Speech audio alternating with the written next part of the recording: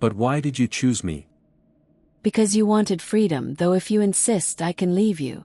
Here, in the depths of space, the idea was absurd, and I didn't have enough fuel to return to Earth. You may stay, I said. Thank you, you truly understand me. Of course, I said, but first let's clarify a few details.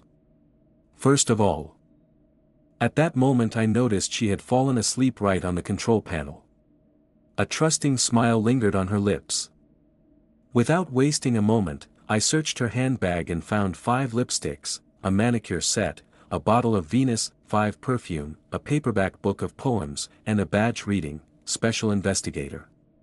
FBI. Just as I suspected. Girls don't usually talk that way, but spies do. It pleased me to learn the government was still keeping an eye on me. Now I no longer felt so alone in space.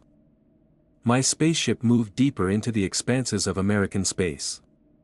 Working 15 hours a day, I managed to make this museum relic fly as a single unit. The atomic reactors didn't overheat too badly, and the hull seams held airtight.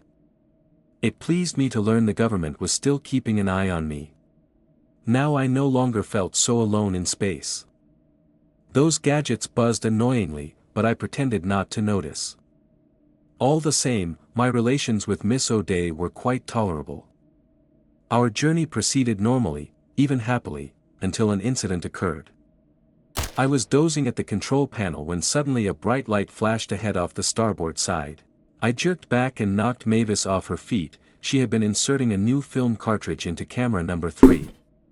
"Excuse me," I said. It's all right. I helped her up. The dangerous closeness of her supple body went to my head. I felt the teasing scent of her Venus 5 perfume. You can let go now. Yes, of course, I replied, continuing to hold her. Her nearness clouded my mind. I heard my own voice as if from afar. "Mavis," my voice said, "we've known each other only a short time, but..." What is it, Bill? Everything swam before my eyes, and for a moment I forgot our relationship was supposed to be that of spy and suspect. I don't know what I would have said next, because just then another bright flash flared outside. I released Mavis and rushed to the controls. With difficulty I managed to brake and finally stop my old star clipper. I looked out into space. Outside, in the cosmic void, a fragment of rock hung motionless. On it sat a boy in a spacesuit. In one hand he held a box of signal rockets, in the other, a dog, also in a spacesuit. We quickly brought him aboard and removed his suit. And my dog. "Everything's fine, son," I said.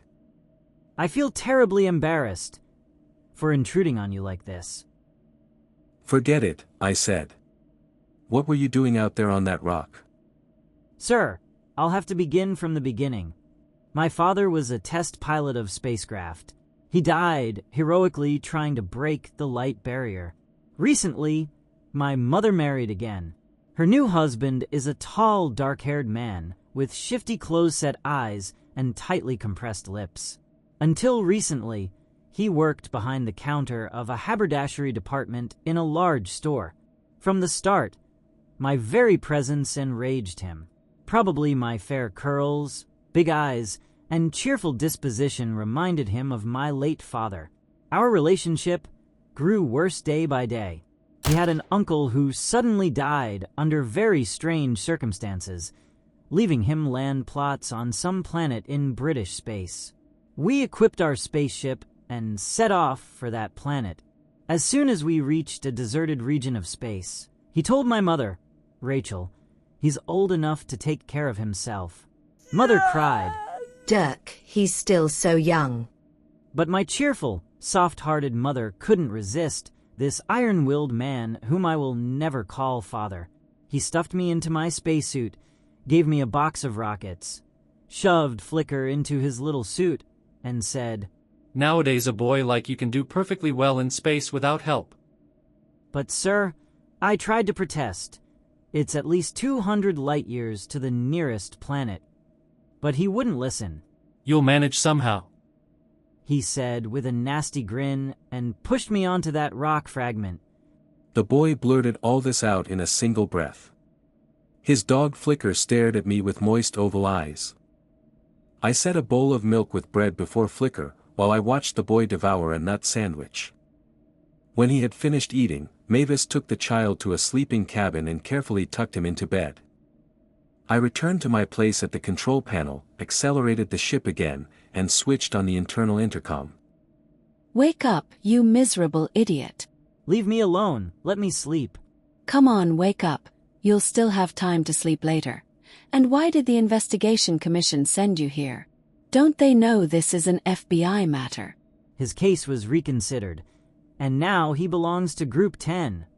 Fine, but what am I doing here? You didn't distinguish yourself sufficiently on your previous assignment. I'm very sorry, miss, but security comes first. And they sent you, a 12-year-old child. I'll be 13 in 7 months. 12-year-old child. And I tried so hard. I studied, read tons of books, attended special evening courses, listened to lectures. You were unlucky. I want to become a pilot. This way I can accumulate the necessary flight hours. Do you think he'll trust me with flying the ship? I switched off the intercom. After everything I had heard, I felt on top of the world. After all, I was being watched by 2 permanent agents. That could mean only one thing: I had truly become an important person, someone requiring round-the-clock surveillance. But if one looked at it honestly, my spies were merely a young girl and a 12-year-old boy. Apparently they were the very last agents the security service had been able to scrape together. My government was still ignoring me in its own way. Roy took over piloting the ship, while his dog occupied the co-pilot's seat and embodied vigilance itself. Mavis continued cooking and managing the household. I kept sealing the hull seams. It would have been hard to imagine a happier company of spies and suspect. We found an uninhabited planet with green fields and forests like those described in Mavis's poetry book. Roy was delighted by the clear lakes and small hills that were safe and fun to climb. When we landed, Roy immediately showed keen interest in the animals I revived from the refrigerated chamber. He appointed himself Lord of the Cows and Horses, patron of calves and piglets, protector of cows and deer. He became so absorbed in his new duties that his reports to the Senate Commission practically ceased. Pulled a blade of grass toward herself. After building homes, Mavis and I began taking long walks into a nearby shady, contemplative forest.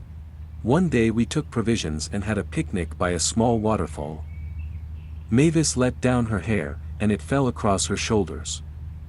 The gaze of her blue eyes suddenly became enchantingly thoughtful. She looked nothing like a spy, and I constantly had to remind myself of our official relationship. Bill. What? Nothing. I didn't know what she wanted to say, but her hand ended up near mine, our fingers met, our hands clasped. We remained silent for a long time. Never in my life had I been so happy. Bill. What? Bill dear, could you ever? I will never know what she wanted to say or what I would have answered.